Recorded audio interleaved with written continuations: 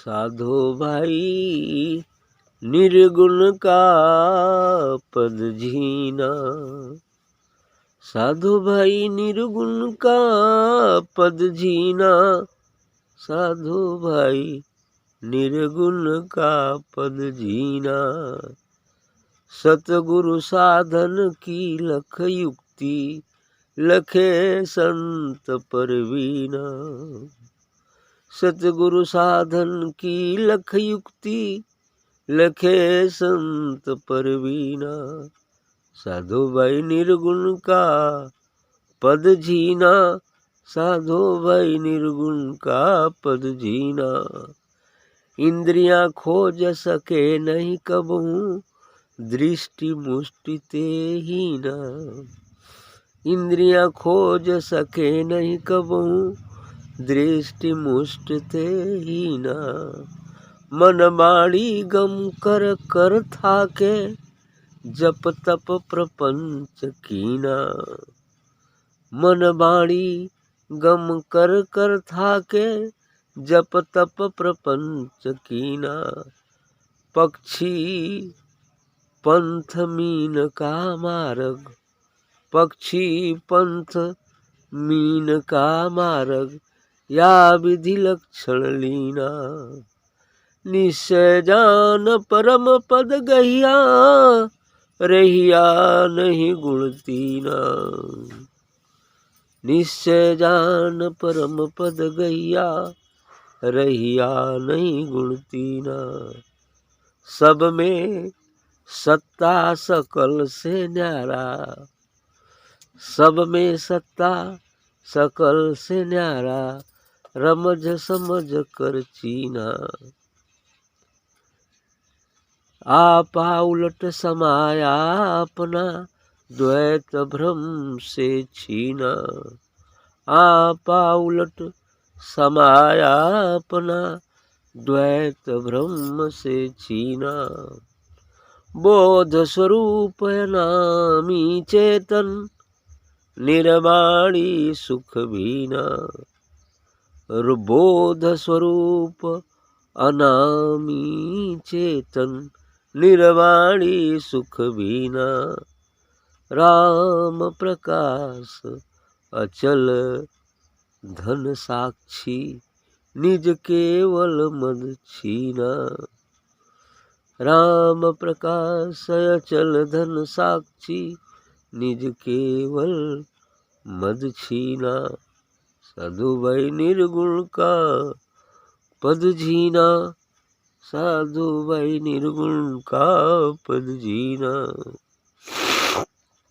वाकई निर्गुण का पद जो है बहुत ही जीना है, बिल्कुल हल्का है, बिल्कुल हल्का है। जीना जीना है, जीना जीना है, बहुत हल्का।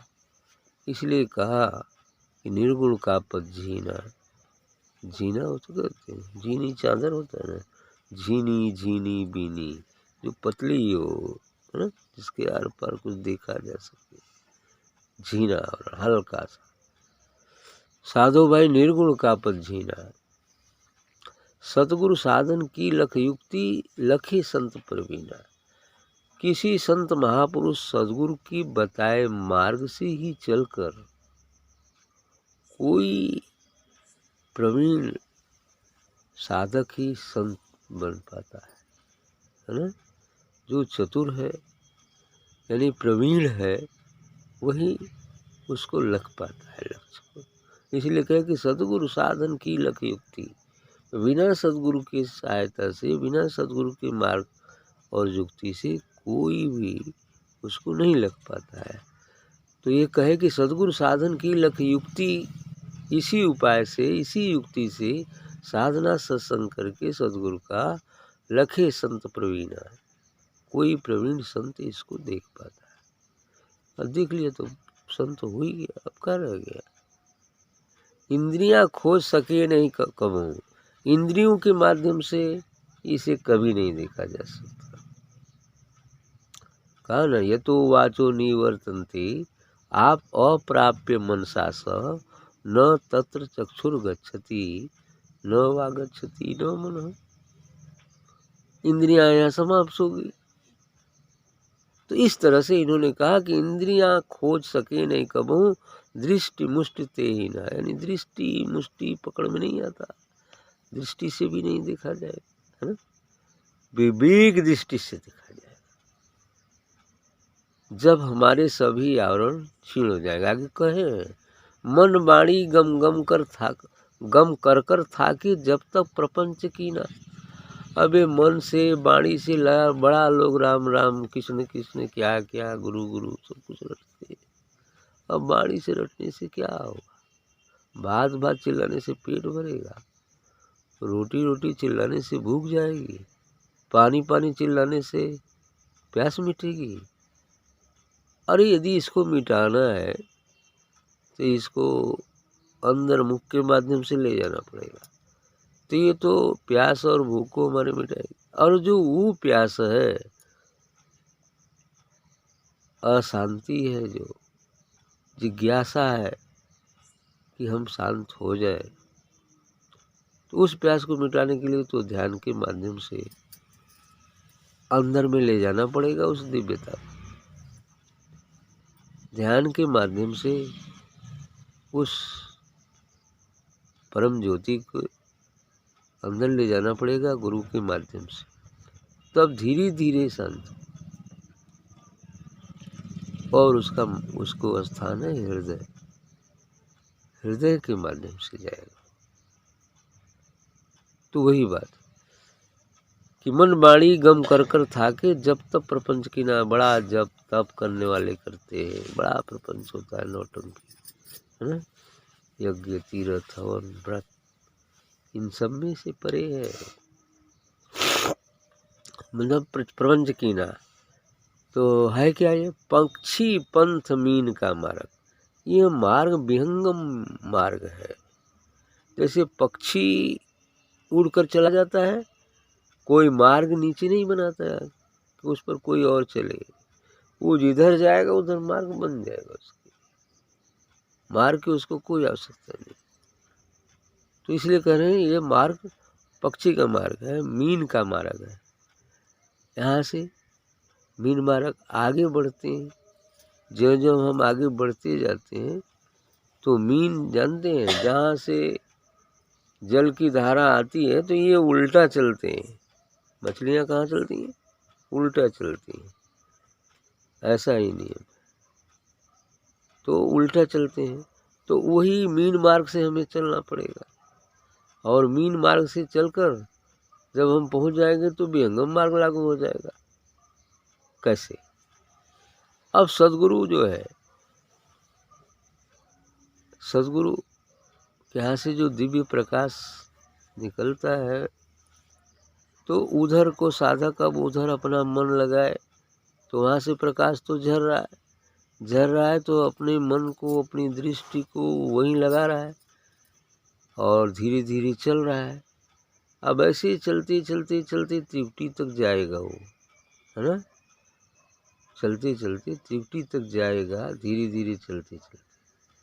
जब त्रिकुटी तक जाएगा तो अब मन धीरे धीरे, चूँकि आनंद मिल रहा है उसको, मछलियों को चलने से कुछ आनंद मिलता है तब उधर को जाती हैं, या ये सोच कर जाती हैं कि इधर तो पानी कम है, यदि हम जहाँ से ये आ रही है धारा वहीं चले जाएंगी तो अथाह सागर में चली जाएंगी, फिर पानी के सूखने का कोई भ्रम नहीं रहेगा, कोई डर नहीं रहेगा।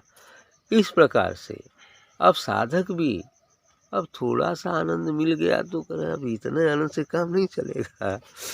ये आनंद कहाँ से आ रहा है? अब उस मूल भंडार तक पहुँचना है।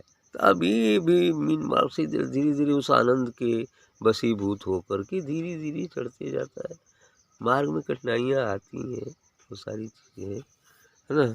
कोई वो मछुआरा मछली लगा के फंसाने के लिए वो रखा हुआ है ना करके अब यार आई तो डाक जाई, उसमें तो फंस जाई, है ना ऐसा होता है। क्या बोलते हैं उसको हमको नहीं पता है ना, जो भी हो ठीक। अरे वो जाल बिछाए है अपना, ठीक। तो आगे क्या कहते हैं कि मीन मार्ग से तो वहाँ तक पहुँचेगा तो मन, सभी चीज़ें तो इधर ही छूट जाती हैं, लेकिन मन और आत्मा साथ साथ वहाँ तक जाते हैं।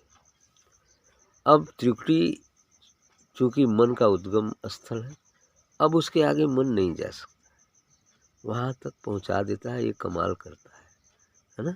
अब वहाँ जाके छोड़ देते हैं, क्योंकि अब उधर जब पहुँचने लगता है तो ये घोड़ा काम करता है, हमको अपनी पीठ पर बैठा के वहाँ पहुँचाता है। आज जब संसार में गिराना होता है तो कुत्ता काम करता है, खींच खींच के नोच नोच के ले जाएगी, खाई में गिरा दी। यहाँ कुत्ता हो जाता है और वहाँ क्या हो जाता है, जब उधर को कन्वर्ट हो जाता है, डाइवर्ट कर दिया जाता है उधर को, तो घोड़ा हो जाता है, वह खींच के बैठा के ले जाएगी। इसीलिए मन को दुधारी तलवार कहते हैं। लेकिन वहाँ जाके ये भी रुक जाता है। अब जब उसको निस्वरूप का बोध हो गया, तो निस्वरूप का बोध हो गया तो अनित हो गया। अब वहाँ देह मन मिट गया, तो अब तो जहाँ बैठल वही से उड़ी, वही चल जाए, वही से उड़ी, यहाँ से उड़ी वहाँ चल जाए, बस विहंगम हो गया, विहंगम मार्ग। अब पक्षी का मार्ग हो गया। जैसे कोई पक्षी पहाड़ पर बैठा हुआ है, पहाड़ पर वो शांत अवस्था में बैठा हुआ है,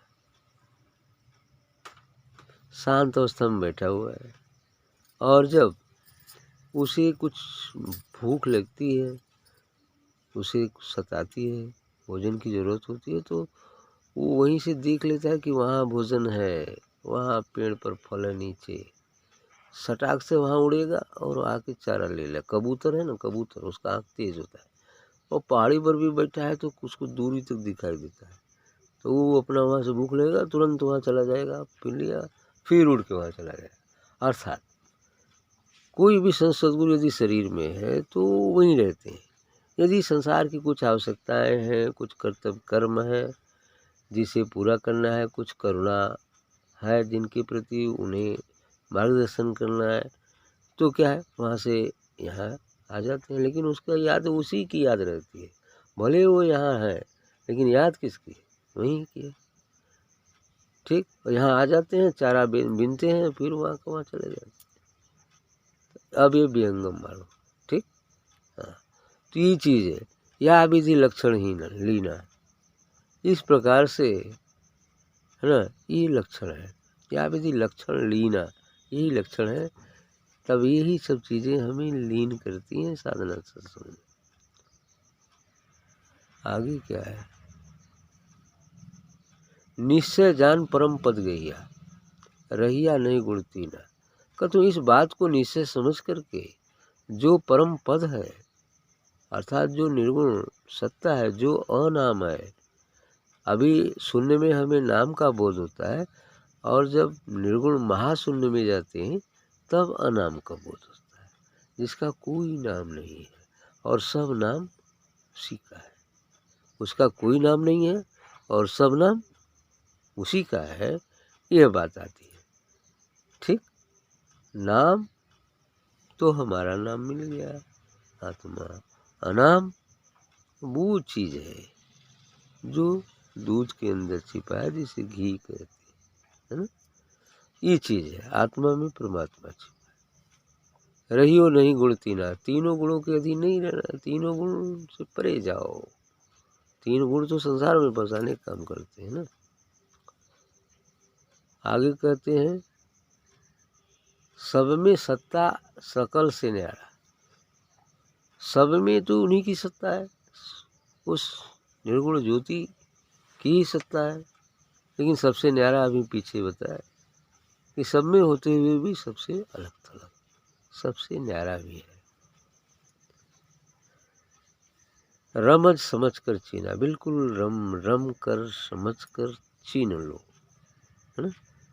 जब तक रमेगी नहीं तो समझ में नहीं आएगा, क्योंकि रमना ही समझना तक ले जाता है ना। अब दूर से रहेंगे तो रमेंगे नहीं तो कहाँ से समझेंगे, एकदम जैसे लोग अब ये चीज़ में एकदम रम गए।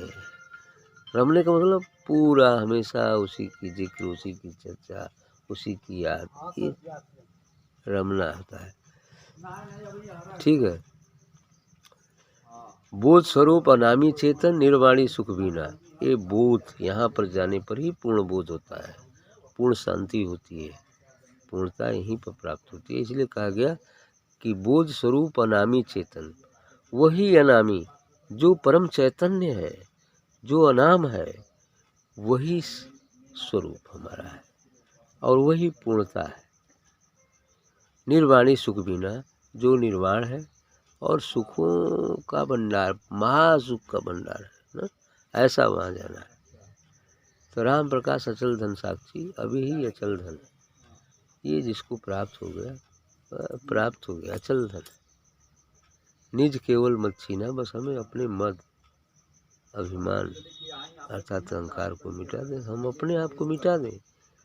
जहाँ तक हम हैं वहाँ नहीं है, जहाँ मैं है वहाँ ईश्वर नहीं है, जहाँ मैं नहीं हूँ वही तो वो है, अर्थात शून्य हो जाओ, बस हो जाएगी पूर्ण।